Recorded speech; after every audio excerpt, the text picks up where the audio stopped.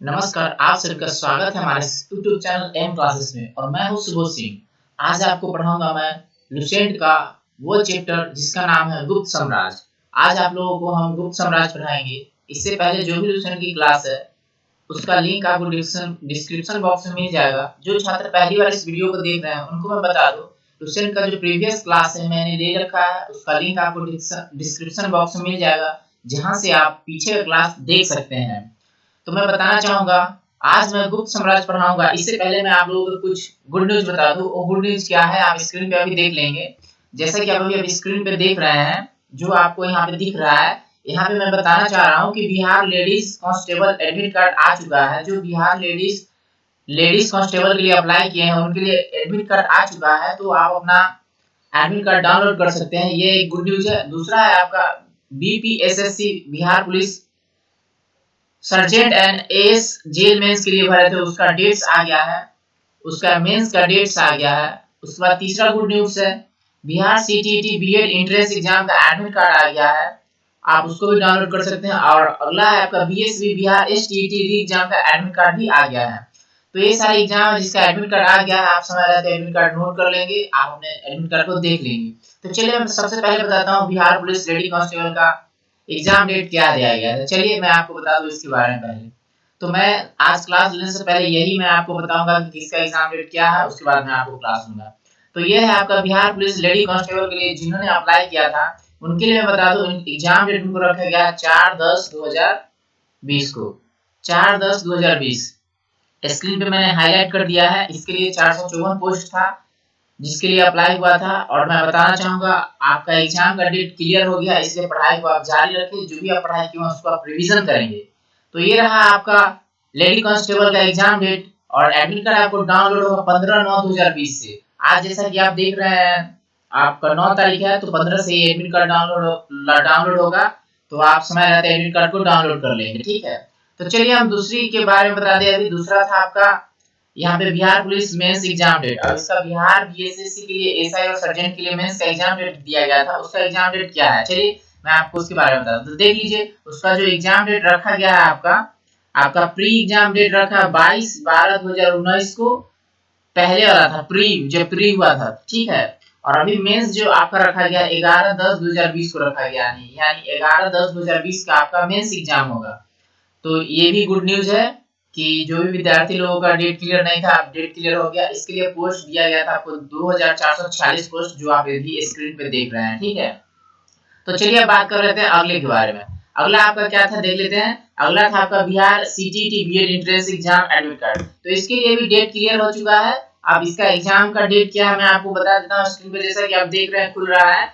जो भी एलएमएनयू के तहत CET admission admit card load करेंगे उसके लिए एग्जाम डेट दिया गया 22 सितंबर को दिया गया। देख लीजिए अब स्क्रीन पे मैं हाईलाइट करके बता देता हूँ। 22 सितंबर 2020 को इसका एग्जाम है। तो आप समय रहते एडमिट कार्ड को डाउनलोड कर लेंगे। चलिए अगला क्या था मैं देख लेता हूँ। अगला क्या था आपको बता देता हूँ साथ ही साथ। अगला एसटीईटी री एग्जाम एडमिट कार्ड था, ठीक है। तो इसके लिए मैं आपको बता दूं स्क्रीन पे जो खुल रहा है, देखिए इसमें क्या बताया गया है। बीएससी सेकेंडरी टीचर एलिजिबिलिटी है, इसका आपका एग्जाम होगा 9 से 21 सितंबर 2020 को। मैं हाईलाइट करके बता देता हूँ। यहाँ पे आपका इसका जो एडमिट कार्ड जारी होगा 3/9/2020 से। ये एडमिट कार्ड अभी जारी हो चुका है, अभी डाउनलोड हो रहा है। कई सारे विद्यार्थी हमारे यहाँ डाउनलोड करा चुके हैं, आप लोग भी समय रहते डाउनलोड करेंगे, ठीक है। तो ये रहा गुड न्यूज जो मैं आपके सामने शेयर किया हूँ। और हम अब आपको लेके चलते हैं अपना क्लास की तरफ। क्लास में क्या पढ़ना है, तो क्लास में इससे पहले मैं पढ़ा चुका हूँ कुषाण। कुषाण के बाद मैं आज आप लोगों को पढ़ाऊंगा गुप्त वंश। जो नया किताब लुसेंट देख रहे होंगे उनको गुप्त वंश नहीं है, वहां पे कुछ दूसरा चैप्टर दिया गया है। दूसरा चैप्टर में वहां पे दिया हुआ संगम वंश दिया गया होगा, तो संगम वंश भी हम आपको पढ़ाएंगे, इसके बाद पढ़ाएंगे, ठीक है। उसका चैप्टर पुराने वाले में कुछ आगे है क्रम। अगर आप नया देख रहे होंगे बुक, नया लुसेंट देख रहे होंगे, तो वहां पे आपको दिया होगा गुप्त साम्राज्य दिया होगा आपको 21 नंबर में, लेकिन यहाँ पे 19 में पढ़ा रहे हैं। तो चलिए पढ़ते हैं गुप्त साम्राज्य। गुप्त साम्राज्य का उदय 3वीं शताब्दी के अंत में प्रयाग के निकट कौशाम्बी में हुआ था। आपको पूछेगा गुप्त का उत्पन्न कब हुआ था, गुप्त साम्राज्य कब उत्पन्न हुआ था, कौशाम्बी में। आपको मैं टिक लगा दे रहा हूँ, याद कर रखिएगा। गुप्त साम्राज्य का उदय 3वीं शताब्दी के अंत में प्रयाग के निकट कौशाम्बी में हुआ था। गुप्त साम्राज्य का संस्थापक श्रीगुप्त था। गुप्त साम्राज्य का संस्थापक श्रीगुप्त था, जो 240 से 280 पूर्व ईस्वी तक था। गुप्त साम्राज्य का संस्थापक श्रीगुप्त, जो 240 से 280 ईस्वी तक था। श्रीगुप्त का उत्तराधिकारी घटोत्कच हुआ। श्रीगुप्त का उत्तराधिकारी घटोत्कच हुआ, जो 280 से 320 ईस्वी तक था। गुप्त साम्राज्य का प्रथम महान सम्राट चंद्रगुप्त प्रथम था। यह 320 ईस्वी में गद्दी पर बैठा। इसने लिच्छवी राजकुमारी कुमार देवी से विवाह किया। इसने महाराजाधिराज की उपाधि धारण की। मैं इसको प्रिंट लगा देता हूँ, कलर कर देता हूँ ताकि आपको याद रखे। देखिए, ये प्रश्न सब एग्जाम में पूछे जाते हैं, जिसको मैं हाईलाइट कर देता हूँ, तो इसलिए इसको आप नोट कर लेंगे, ध्यान में रखेंगे। गुप्त संवत 319 से 320 ईस्वी की शुरुआत चंद्रगुप्त प्रथम ने की। अब आ गया गुप्त संवत। इससे पहले मैं आपको शक संवत पढ़ा चुका हूँ ऊपर कुषाण के समय में, और अब आ गया यहाँ पे गुप्त संवत, जो 320 ईस्वी में शुरू किया गया था चंद्रगुप्त प्रथम के द्वारा। तो देखिए, मैं एक पिन चेन लगा देता हूँ, जो कि बहुत ही लाजवाब और महत्वपूर्ण होता है। चलिए मैं आगे बता दूं आपको आगे क्या पढ़ना है। आगे लिखा, चंद्रगुप्त प्रथम का उत्तराधिकारी समुद्रगुप्त हुआ। चंद्रगुप्त प्रथम का उत्तराधिकारी समुद्रगुप्त हुआ। यहाँ पे आपको मैं कलर कर दे रहा हूँ, देख लीजिए, समुद्रगुप्त हुआ। चंद्रगुप्त प्रथम का उत्तराधिकारी समुद्रगुप्त हुआ, जो 335 ईस्वी में गद्दी पर बैठा। इसने आर्यवर्त के 9 शासकों और दक्षिणावर्त के 12 शासकों को पराजित किया। इन्हीं विजय के कारण इन्हें भारत का नेपोलियन कहा जाता है। देख लीजिए, भारत का नेपोलियन, ये परीक्षा में पूछता है। और भारत का नेपोलियन क्यों कहते हैं? क्योंकि इसने आर्यवर्त के 9 और दक्षिणावर्त के 12 शासकों को पराजित किया, इसीलिए इनको नेपोलियन कहते हैं। अर्थात इन्हीं विजय के कारण इन्हें भारत का नेपोलियन कहा गया। समुद्रगुप्त का दरबारी कवि हरिसेन समुद्रगुप्त का दरबारी कवि हरिसेन था, जिसने इलाहाबाद प्रशस्ति की रचना की। उसके बाद समुद्रगुप्त विष्णु का उपासक था। समुद्रगुप्त ने अश्वमेधकर्ता की उपाधि धारण की। आगे आपका, समुद्रगुप्त संगीत प्रेमी था। ऐसा अनुमान उसके सिक्कों पर उसे बीना वादन करते हुए दिखाए जाने के से लगाया जाता है। अर्थात जब उनका सिक्का पाया गया तो उसमें दिखाया गया कि वो बीना बजा रहे हैं, तो इससे पता चलता है कि वो संगीत प्रेमी थे। तो समुद्रगुप्त संगीत प्रेमी थे। समुद्रगुप्त ने विक्रम की उपाधि धारण की थी। इसे कवि राज भी कहा जाता है। देख लीजिए, समुद्रगुप्त को कवि राज भी कहा जाता है, और इन्होंने विक्रम की उपाधि धारण की थी। समुद्रगुप्त का उत्तराधिकारी चंद्रगुप्त द्वितीय हुआ, जो 380 में गद्दी पर बैठा। आ गया उत्तराधिकारी, समुद्रगुप्त का उत्तराधिकारी चंद्रगुप्त द्वितीय। चंद्रगुप्त द्वितीय के शासनकाल में चीनी बौद्ध यात्री फाहियान भारत आया था। देख लीजिए, ये प्रश्न पूछे जाते हैं, जो मैं हाईलाइट कर देता हूँ, इसलिए आप ध्यान रखिएगा। फाहियान किसके समय में भारत आया? चंद्रगुप्त द्वितीय के समय में भारत आया। चंद्रगुप्त द्वितीय किसका उत्तराधिकारी था? स्कंदगुप्त का उत्तराधिकारी था। शकों पर विजय के उपलक्ष्य में चंद्रगुप्त द्वितीय ने चांदी के सिक्के चलाए, और शकों को हरा दिए तो उसके उपलक्ष्य में चांदी के सिक्के चलाए। चंद्रगुप्त द्वितीय का उत्तराधिकारी कुमार प्रथम हुआ। अब आ गया कुमार प्रथम, देख लीजिए, इसी को कहते हैं गोविंद गुप्त, ठीक है, जो 415 ईस्वी से 445 ईस्वी तक रहा। नालंदा विश्वविद्यालय की स्थापना कुमार गुप्त ने किया। आपको याद रखना है ये सब, कुमार गुप्त ने किया। कुमार गुप्त एक का उत्तराधिकारी स्कंदगुप्त हुआ, जो 455 से 467 ईस्वी तक गद्दी पर रहा। कुमारगुप्त प्रथम का उत्तराधिकारी स्कंदगुप्त। इसके बाद आपको कह रहा है, स्कंदगुप्त ने गिरनार पर्वत पर स्थित सुदर्शन झील का पुनरुद्धार करवाया। अब यही सुदर्शन झील है जिसको चंद्रगुप्त मौर्य ने बनवाया था, और इन्होंने उसका पुनरुद्धार किया। पुनरुद्धार मतलब उसका मरम्मत करवाया। देख लीजिए, यहाँ पे मैं लगा देता हूँ मार्क। स्कंदगुप्त ने गिरनार पर्वत पर स्थित सुदर्शन झील का पुनरुद्धार किया। अब इसके आगे है, स्कंदगुप्त ने पर्णदत्त को सौराष्ट्र का गवर्नर नियुक्त किया। ये भी प्रश्न पूछे जाते हैं कि पर्णदत्त को सौराष्ट्र का गवर्नर किसने नियुक्त किया? तो आपको वहां पे बताना है किसने नियुक्त किया। तो स्कंदगुप्त ने ये देख लीजिए, पर्णदत्त को गवर्नर नियुक्त किया। देख लीजिए, मैं यहाँ पे हाईलाइट कर देता हूँ। सौराष्ट्र का गवर्नर कौन था? तो पर्णदत्त को नियुक्त किया था स्कंदगुप्त। आगे स्कंदगुप्त ने स्कंदगुप्त के शासन काल में ही हुनों का आक्रमण शुरू हुआ। ये भी प्रश्न पूछे जाते हैं, हुनों का आक्रमण किसके समय में शुरू हुआ? तो स्कंदगुप्त के समय में। हुनों का आक्रमण कब किसके समय में शुरू हुआ? तो स्कंदगुप्त के समय में।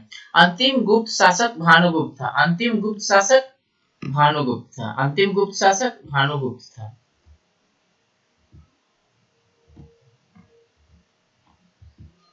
उसके बाद कहता है गुप्त साम्राज्य की सबसे बड़ी प्रादेशिक इकाई देश थी जिसके शासक को गोप्ता कहा जाता था। एक दूसरी प्रादेशिक इकाई भुक्ति थी जिसे शासक ऊपरी कहलाते थे।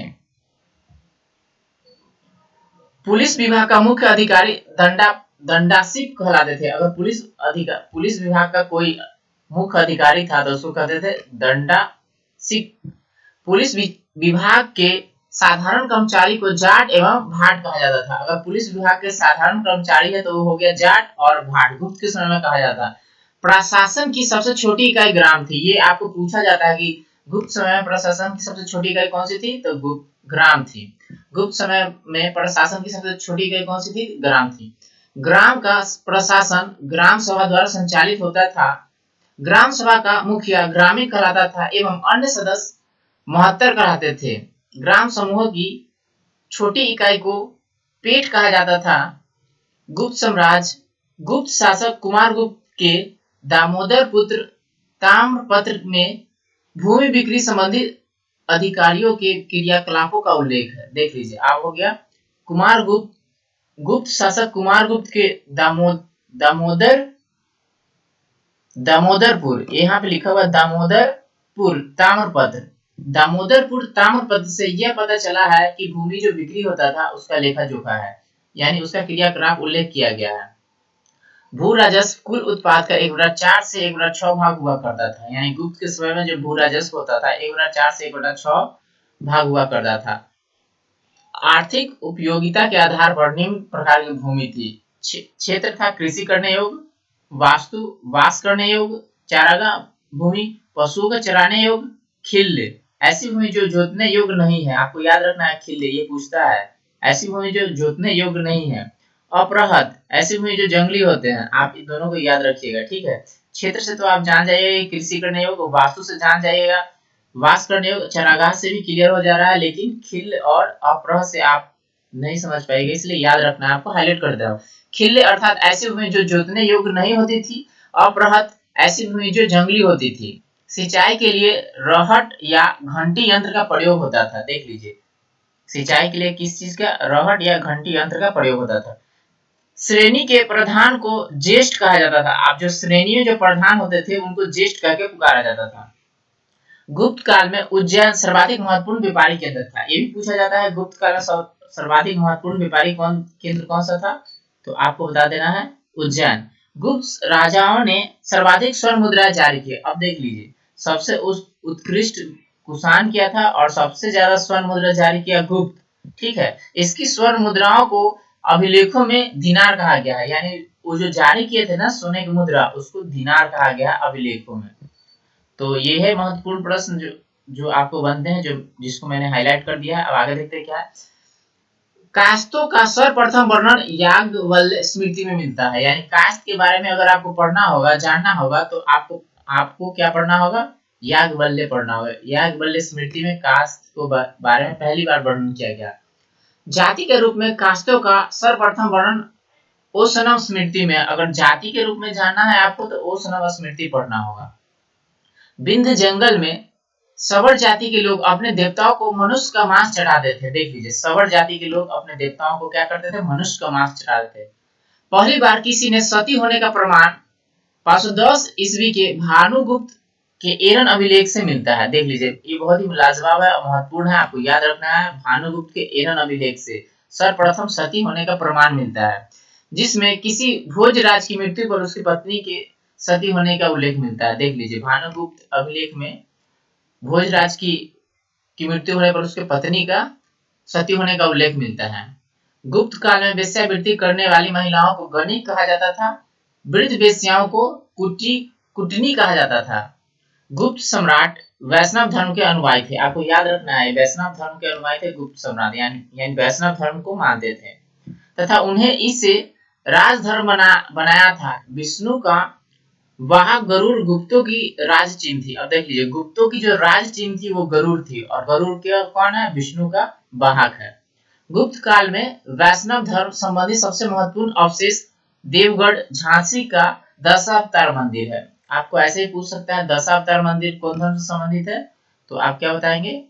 वैष्णव धर्म से। ठीक है, और वैष्णव धर्म सबसे ज्यादा संरक्षण किसने दिया? गुप्त ने, गुप्त के समय में। और आपको पूछेगा दशावतार मंदिर कहाँ है, तो झांसी में है, झांसी में, जिसका अवशेष प्राप्त हुआ है। अब ये देवगढ़ था, देवगढ़ के नाम से था, जो झांसी में आता है। अजंता में निर्मित कुल 29 गुफाओं में वर्तमान में केवल 6 ही शेष है, जिसमें गुफा संख्या 16 एवं 17 गुप्तकालीन है। देख लीजिए, 16 और 17 अगर गुफा की बात करेगा तो वो गुप्तकालीन होगा। इसमें गुफा संख्या 16 में उत्कीर्ण मरणासन राजकुमारी, देखिए 16 में किसका है? तो मरणासन राजकुमारी का चित्र प्रदर्शित किया गया है।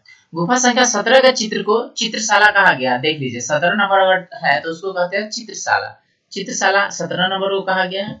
इस चित्रशाला में बुद्ध के जन्म, जीवन, महाविनिष्क्रमण एवं महापरिनिर्वाण की घटनाओं से संबंधित चित्र उद्धृत किया गया है। अगर आपको ऐसे ही पूछे कि एलोरा में 17 नंबर में किसका वर्णन किया गया है, तो बुद्ध के जन्म का, जीवन, महानिष्क्रमण एवं महापरिनिर्वाण की घटनाओं का संबंध है। यानी 17 नंबर जो गुफा है, गुफा नंबर 17 है, वो बौद्ध से संबंधित है। ठीक है, अजंता की गुफाएं बौद्ध धर्म की महाशाखा से संबंधित है। अब ये भी देख लीजिए, अजंता की जो गुफाएं हैं वो बौद्ध धर्म की महायान शाखा से संबंधित है।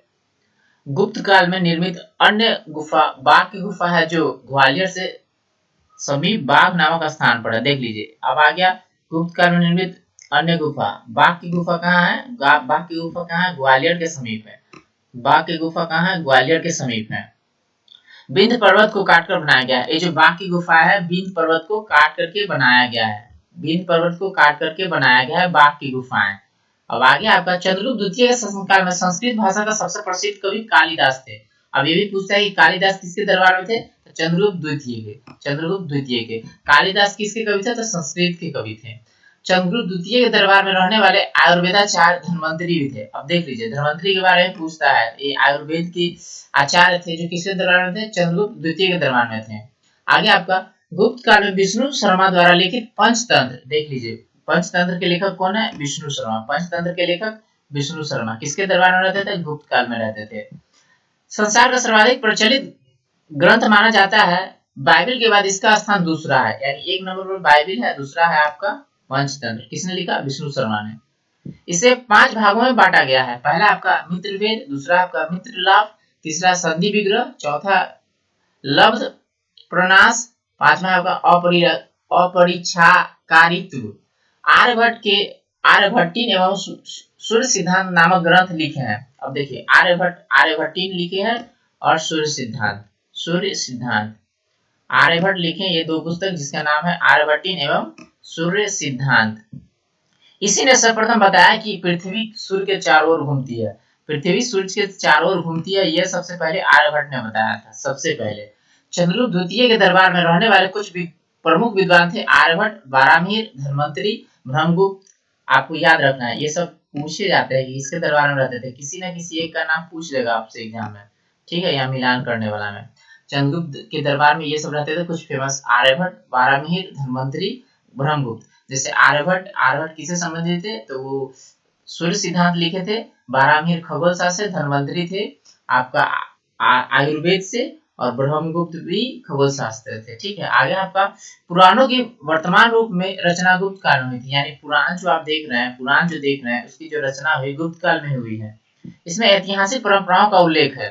गुप्त काल में चांदी के सिक्कों को रुपया, देख लीजिए, अब ऊपर था सोने का सिक्का, उसको दिनार कहा गया था, और चांदी का है उसको रुपका कहा, रुपयका कहा गया है। याज्ञवल्क्य, नारद, कात्यायन एवं बृहस्पति स्मृति की रचना गुप्त काल में हुई है। अब देख लीजिए, ये जो याज्ञवल्क्य, ये सब जो हुआ है रचना, ये सब ये गुप्त काल में ही हुआ है। नाम मैं हाईलाइट कर देता हूँ। याज्ञवल्क्य, नारद, कात्यायन एवं बृहस्पति स्मृति की रचना गुप्त काल में हुई है। मंदिर बनाने की कला का जन्म गुप्त काल में। देख लीजिए, मंदिर जो बनने की जो प्रारंभिक कला स्टार्ट हुआ वो गुप्त काल में ही हुआ। सांस्कृतिक उपलब्धियों के कारण गुप्त काल को भारतीय इतिहास का स्वर्ण युग, देख लीजिए, भारतीय इतिहास का स्वर्ण युग कहा जाता है। सांस्कृतिक, देख लीजिए, सांस्कृतिक उपलब्धियों के कारण भारतीय इतिहास का स्वर्ण युग कहा जाता है गुप्त काल को। ये नया बुक है जिसे मैं पढ़ा रहा हूँ, पुराना बुक में कुछ नया और दिया गया है जो मैं देख लेता हूँ, आपको बता देता हूँ। कुछ खास नहीं है यहाँ पे, कुछ बताया गया है यहाँ पे आपको कि नगरों का क्रमिक पतन गुप्त काल की महत्वपूर्ण विशेषता है। नगरों का क्रमिक पतन गुप्त काल की विशेषता है जो नया में दिया गया है, ठीक है। नगरों का क्रमिक पतन गुप्त काल की महत्वपूर्ण विशेषता थी, ऐसा बताया गया नया वाला बुक में। जो अभी आप स्क्रीन पे देख पा रहे हैं वो नहीं है, मैं नया वाला बुक से बता दे रहा हूँ। नगरों का क्रमिक पतन गुप्त काल की महत्वपूर्ण विशेषता थी, ऐसा बताया गया है। मैंने ऊपर कुछ छोड़ दिया था आपको गुप्तकालीन प्रसिद्ध मंदिर को, तो मैं एक बार देख लेता हूँ और इसको आपको रिवीजन करा देता हूँ किस प्रकार एग्जाम में प्रश्न पूछे जाते हैं इसके बारे में, ठीक है। तो चलिए मैं देखता हूँ वहां पे। अब देखिए, आपको मैं आज पढ़ा हूँ गुप्त। आपको पूछेगा गुप्त वंश का संस्थापक कौन है, तो उत्तर होगा श्रीगुप्त। आपको मैं फिर से पिन लगा देता हूँ, कलर लगा देता हूँ ताकि आपको दिख सके। गुप्त वंश के संस्थापक कौन है, तो श्रीगुप्त। श्रीगुप्त का संबंध कौन सा राजवंश से है, तो गुप्त राजवंश से, गुप्त साम्राज्य से है। आपको पूछेगा श्रीगुप्त का उत्तराधिकारी कौन था, तो घटोत्कच। आपको ऐसे ही पूछेगा घटोत्कच का संबंध किस वंश से है, तो गुप्त वंश से है। आपको पूछेगा गुप्त वंश का प्रथम महान सम्राट कौन सा था, तो चंद्रगुप्त प्रथम, चंद्रगुप्त प्रथम। आपको ऐसे ही पूछेगा चंद्रगुप्त प्रथम का संबंध किस राजवंश से है, तो गुप्त राजवंश से। आपको पूछेगा गुप्त संवत किसने जारी किया, तो चंद्रगुप्त प्रथम ने। आप पूछेगा चंद्रगुप्त प्रथम किस उपाधि से जाने जाते हैं, तो महाराजाधिराज। आपको ऐसे ही पूछेगा महाराजाधिराज की उपाधि किसने लिया, तो चंद्रगुप्त प्रथम ने लिया। आपको पूछेगा गुप्त संवत कब प्रारंभ हुआ, तो 320 ईस्वी में, 320 ईस्वी में, ठीक है। उसके बाद आपको पूछेगा चंद्रगुप्त प्रथम का उत्तराधिकारी समुद्रगुप्त। आपको ऐसे ही पूछेगा समुद्रगुप्त किस राजवंश से संबंधित है, गुप्त सम्राट से संबंधित, गुप्त राजवंश से। चंद्रगुप्त समुद्रगुप्त गद्दी पर कब बैठा था, 335 ईस्वी में गद्दी पर बैठा, 335 ईस्वी में गद्दी पर बैठा, 335 ईस्वी में गद्दी पर बैठा, 335 ईस्वी में गद्दी पर बैठा। मैं कलर करके आपको बता देता हूँ, हाईलाइट करके बता देता हूँ ताकि आपको याद रहे। आपको पूछेगा कि भारत का नेपोलियन किसे कहा जाता है, भारत का नेपोलियन किसे कहा जाता है, ऐसा आपको प्रश्न पूछेगा, तो उत्तर क्या होगा, समुद्रगुप्त को भारत का नेपोलियन कहा जाता है। समुद्रगुप्त को भारत का नेपोलियन कहा जाता है। क्यों कहा जाता है, क्योंकि उन्होंने आर्यभट्ट के 9 शासकों और दक्षिणावर्त के 12 शासकों को पराजित किया था और इस विजय के उपलक्ष्य में उनको नेपोलियन कहा जाता है। तो भारत का नेपोलियन कौन है, तो आपको याद रखना है, परीक्षा एग्जाम में पूछता है, समुद्रगुप्त को भारत का नेपोलियन कहा जाता है। आपको पूछेगा हरिसेन किसके दरबार में रहते थे, हरिसेन किसके दरबार में रहते थे, तो उत्तर क्या होगा, समुद्रगुप्त, समुद्रगुप्त के दरबार में रहते हैं हरिसेन। आपको पूछेगा कि इलाहाबाद प्रशस्ति का संबंध किससे है, तो उत्तर होगा हरिसेन से। इलाहाबाद प्रशस्ति का संबंध किससे है, तो हरिसेन से। इलाहाबाद प्रशस्ति किसके समय में रचना किया गया, तो समुद्रगुप्त के समय में रचना किया गया।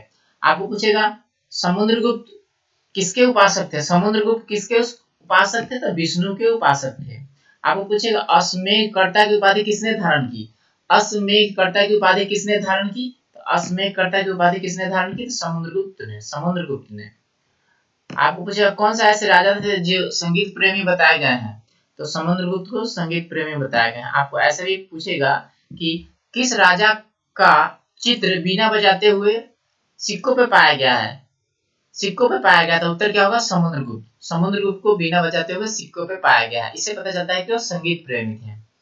आपको पूछेगा विक्रम की उपाधि धारण की किसने, विक्रम की उपाधि किसने धारण की, तो समुद्रगुप्त ने। आपको याद रखना समुद्रगुप्त एग्जाम में आता ही है, यानी गुप्त जो मैं पढ़ा रहा हूँ गुप्त से प्रश्न एग्जाम में बनते ही हैं, तो इसलिए आपको याद रखना है, इसको हल्के में नहीं लेना है। उसके बाद आपको आएगा कविराज की उपाधि किसने धारण की, कविराज की उपाधि किसने धारण की, समुद्रगुप्त ने कविराज की उपाधि धारण की। आपको पूछेगा चंद्रगुप्त द्वितीय किसका उत्तराधिकारी था, समुद्रगुप्त का उत्तराधिकारी कौन हुआ, चंद्रगुप्त द्वितीय। समुद्रगुप्त का उत्तराधिकारी चंद्रगुप्त द्वितीय। गद्दी पर कब बैठा, 380 ईस्वी में गद्दी पर बैठा। आपको पूछेगा चीनी बौद्ध यात्री फाहियान किसके दरबार में आया, चीनी बौद्ध यात्री फाहियान किसके दरबार में आया, तो ये चंद्रगुप्त द्वितीय के दरबार में आया। फाहियान किसके दरबार में आया, चंद्रगुप्त द्वितीय के दरबार में आया।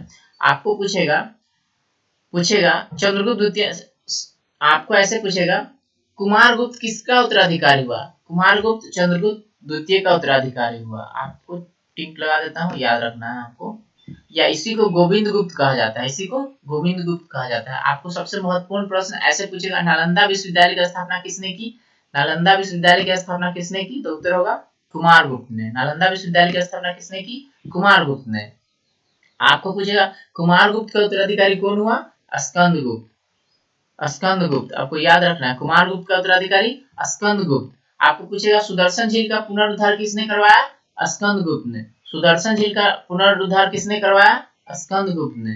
और सुदर्शन झील कौन से पर्वत पे है? तो गिरनार पर्वत पे है, गिरनार पर्वत पे। आपको याद रखना है, जो मैं बता रहा हूँ ये आपको प्रश्न उत्तर बता रहा हूँ जो एग्जाम में पूछे जाते ही हैं और पूछे ही गए हैं। प्रीवियस सेट को उलट के देंगे तो आपको पता चल जाएगा। आपको स्कंद गुप्त के पर्णदत्त को सौराष्ट्र का गवर्नर नियुक्त किया। आप ये बहुत ही अंदर का क्वेश्चन है, सौराष्ट्र का गवर्नर किसको नियुक्त किया? तो पर्णदत्त को। किसने? स्कंद गुप्त ने। हुनों का आक्रमण किसके समय प्रारंभ हुआ? ये भी प्रश्न पूछे जाते हैं, तो स्कंद गुप्त के समय। हुनों का आक्रमण कब प्रारंभ हुआ? स्कंद गुप्त के समय में। आपको प्रश्न बहुत ही महत्वपूर्ण बनते हैं कुछ इस प्रकार से कि अंतिम गुप्त शासक कौन था? अंतिम गुप्त शासक कौन था? तो भानुगुप्त। या ऐसे भी पूछेगा कि भानुगुप्त का संबंध किस राजवंश से है? तो गुप्त राजवंश से। ठीक है, तो ये कुछ महत्वपूर्ण वीवीआई प्रश्न है जिसको मैंने टिक लगा दिया है। आपको याद ही रखना है, इसको नोट कर लीजिए, इसको गांठ बांध लीजिए, क्योंकि इससे प्रश्न बनते ही हैं। ठीक है, आपको ऐसे ही पूछ सकते हैं कि पुलिस विभाग के साधारण कर्मचारी को क्या कहते थे? जाट एवं भाट। पुलिस विभाग के निम्न कर्मचारी को क्या कहते थे? जाट एवं भाट। आपको याद रखना है। और जो मुख्य होता था उसको दंडपाशिक कहते थे। ठीक है, जो पुलिस विभाग का मुख्य अधिकारी होता था उसको दंडपाशिक कहते थे, और जो छोटे साधारण होते थे जाट एवं भाट। आपको पूछेगा गुप्त साम्राज्य की सबसे छोटी इकाई क्या थी? तो ग्राम थी। गुप्त समाज की सबसे छोटी इकाई ग्राम थी। आपको याद रखना है। गुप्त साम्राज्य कुमार गुप्त के दामोदरपुर ताम्र में भूमि बिक्री संबंधी अधिकारियों का क्रियाकलाप मिला है। यानी दामोदरपुर ताम्र पत्र है ना, इससे पता चलता है भूमि बिक्री संबंधी अधिकारियों का क्रियाकलाप। ठीक है, आपको कुछ ऐसे प्रश्न पूछे जाएंगे कि गुप्त काल में राजस्व उत्पादन था, कितना था? 1/4 से 1/6। गुप्त काल में राजस्व दर था 1/4 से 1/6। आपको फिर ऐसे पूछा खिल्ल कैसे भूमि को कहते थे? ऐसी भूमि जो जोतने योग्य नहीं होती थी उसे खिल्ल कहते हैं। अपरहत का क्या अर्थ होता है? तो अपरह का अर्थ होता है गुप्त के समय में ऐसी भूमि जो जंगली होती थी। ठीक है, ये कुछ महत्वपूर्ण प्रश्न है जो आपको जान लेना है, याद रखना है। आपको पूछेगा श्रेणी के प्रधान को क्या कहते थे? तो श्रेणी के प्रधान को ज्येष्ठ कहते थे। श्रेणी के प्रधान को ज्येष्ठ कहते थे। आपको पूछेगा कि गुप्त समय में कौन सा ऐसा शहर था जो व्यापारी का मुख्य केंद्र था? गुप्त के समय में कौन सा ऐसा सर्वाधिक महत्वपूर्ण शहर था जो व्यापारी का केंद्र था? तो उज्जैन। उज्जैन सर्वाधिक महत्वपूर्ण व्यापारी का केंद्र था। आपको प्रश्न ऐसे पूछेगी सबसे अधिक सोने का मुद्रा किसने जारी किया? सबसे अधिक स्वर्ण मुद्राएं किसने जारी किया? तो गुप्त ने सोने की मुद्रा जो जारी किया गुप्त ने, उसको क्या कहते हैं अभिलेखों में? तो उसको कहते हैं दिनार। अभिलेखों में उसको क्या कहते हैं? दिनार। और उसके बाद आगे देखते हैं हम लोग, आगे आपको क्या बताया जा रहा है। आपको बताया, आपको क्वेश्चन ऐसे भी पूछेंगे याज्ञवल्क्य स्मृति में सबसे पहले कास्तों के बारे में वर्णन किया गया है, और जाति के रूप में जानना है तो ओशनम स्मृति आपको देखना होगा। ठीक है, और आपको सबसे पहले ओशनम देखेंगे तो जाति के बारे में वर्णन मिलेगा कास्तों का, और कास्तों का सर्वप्रथम जो वर्णन किया गया है याज्ञवल्क्य स्मृति में किया गया है। ठीक है, अब आपको पूछेगा कौन से ऐसे लोग थे जो मनुष्य का मांस अपने देवताओं को चढ़ाते थे? तो उत्तर होगा सबर जाति के लोग। सबर जाति के लोग अपने देवताओं को मनुष्य का मांस चढ़ाते थे। ठीक है, आपको पूछेगा भानुगुप्त के एरन अभिलेख में मिलता है कि भोजराज की मृत्यु के बाद उनकी पत्नी का सती होने का उल्लेख मिलता है। आपको ऐसे प्रश्न पूछेगा सती होने का उल्लेख किस अभिलेख में मिलता है? तो भानुगुप्त अभिलेख में, भानुगुप्त के एरन अभिलेख में पूछेगा आपको कि गुप्त काल में सती होने का सटीक प्रमाण कहाँ से मिलता है? तो भानुगुप्त के एरन अभिलेख में 510 ईस्वी में हुआ था। ठीक है, और कौन से राजा की? तो भोजराज की। ठीक है, आपको पूछेगा गुप्त सम्राट किस धर्म के अनुयायी थे? तो वैष्णव धर्म के अनुयायी थे। ठीक है, आपको पूछेगा गुप्तों का राज चिन्ह क्या था? तो गुप्तों का राज चिन्ह था गरुड़। गुप्तों का राज चिन्ह क्या था? तो गरुड़। गरुड़ वैष्णव विष्णु का वाहक है गरुड़, और गरुड़ गुप्त वंश का राज चिन्ह है। ठीक है, आपको पूछेगा कि दशावतार मंदिर का अवशेष कहाँ से मिले हैं? तो देवगढ़ देवगढ़ से मिले हैं जो झांसी में है दशावतार का मंदिर। ठीक है, दशावतार मंदिर का संबंध किससे है? तो वैष्णव धर्म से। दशावतार मंदिर का संबंध किससे है? वैष्णव धर्म से है। अजंता में कितने गुफाएं हैं? तो अजंता में 29 गुफाएं थे, जिसमें वर्तमान में क्या हुआ है? केवल 6 ही शेष बचे हुए हैं, केवल 6 ही शेष बचे हुए हैं, जिसमें 16-17 में गुप्तकालीन है। आपको पूछेगा अजंता में गुफा संख्या कितने में गुप्तकालीन है? तो 16-17 जो गुफा है वो गुप्तकालीन है, जिसमें 16 में क्या उत्तीर्ण है? तो मरणासन राजकुमारी का चित्र उत्तीर्ण है। आपको पूछेगा अजंता में ऐसा कौन सा गुफा है जिसमें मरणासन राजकुमारी का चित्र उत्तीर्ण किया गया है? तो 16 नंबर में उत्तीर्ण किया गया है। ठीक है, गुफा संख्या 17 के चित्र को चित्रशाला कहा गया है। ऐसे भी पूछेगा आपको कि चित्रशाला कितने नंबर को कहा गया है? तो गुफा संख्या 17 को चित्रशाला कहा गया है। ठीक है, अजंता की गुफाएं बौद्ध धर्म की महान शाखा से संबंधित है। ऐसे भी पूछेगा आपको कि अजंता की जो गुफाएं है बौद्ध धर्म की किस शाखा से संबंधित है? तो महायान शाखा से संबंधित है। ठीक है, आपको ऐसे पूछेगा ग्वालियर आपको ऐसे पूछेगा बाघ की गुफा है वो कहाँ से प्राप्त हुई है? तो बाघ की गुफा जो प्राप्त हुई है ग्वालियर के समीप से प्राप्त हुई है, ग्वालियर के नजदीक से बाघ की गुफा प्राप्त की गई है। ठीक है, और कौन से पर्वत है? तो विंध्य पर्वत को काट के बनाया गया है। देख लीजिए, यहाँ पे मैं पिन लगा देता हूँ। और मैं ये छोड़ दिया था विष्णु मंदिर कहाँ है आपका?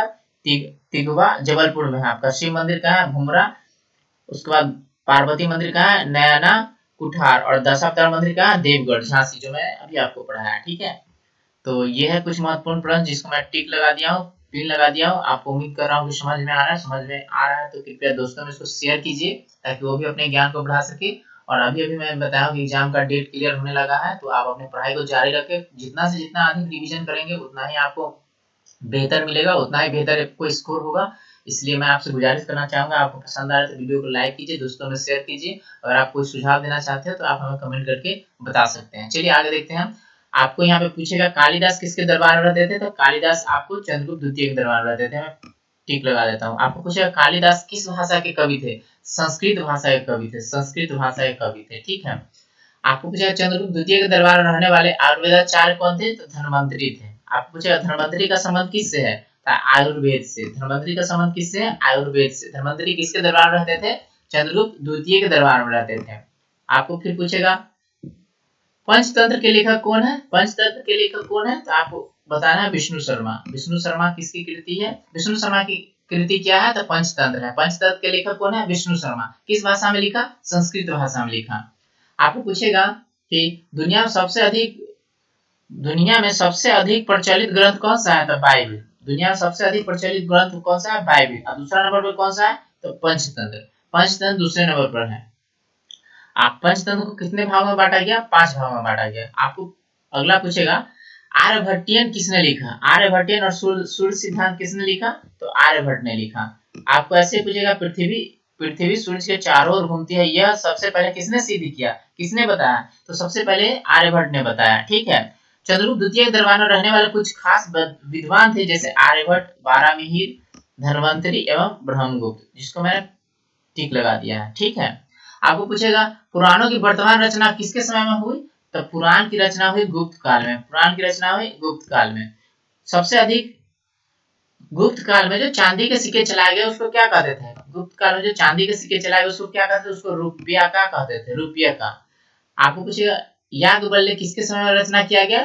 तो गुप्त के समय में। नारद किसके समय में? तो गुप्त के समय में। कात्यायन किसके समय में? तो गुप्त के समय में। बृहस्पति किसके समय में? तो गुप्त के समय में। तो ये सभी स्मृतियां जिसकी रचना की गई गुप्त के समय में। आपको पूछेगा मंदिर बनाने की कला सबसे पहले कब प्रारंभ हुआ? तो गुप्त के समय। मंदिर बनाने का जो कला प्रारंभ हुआ सबसे पहले किसके समय? गुप्त के समय में। आपको पूछेगा कि सांस्कृतिक उपलब्धियों के कारण, आपको पूछेगा गुप्त भारतीय इतिहास का स्वर्ण युग कहा जाता है किसको? सांस्कृतिक उपलब्धियों के कारण भारतीय संस्कृति का स्वर्ण युग कहा जाता है किसके समय को? तो गुप्त काल के समय को। गुप्त काल के समय को भारतीय इतिहास का स्वर्ण युग कहा जाता है। भारतीय इतिहास का स्वर्ण युग कहा जाता है किसके समय को? तो गुप्त काल के समय को। तो ये कुछ महत्वपूर्ण प्रश्न थे जो एग्जाम में अक्सर पूछे ही जाते हैं गुप्त वंश से। तो उम्मीद करता हूँ कि आपको ये ठीक से मैं समझा पा रहा हूँ। तो इस वीडियो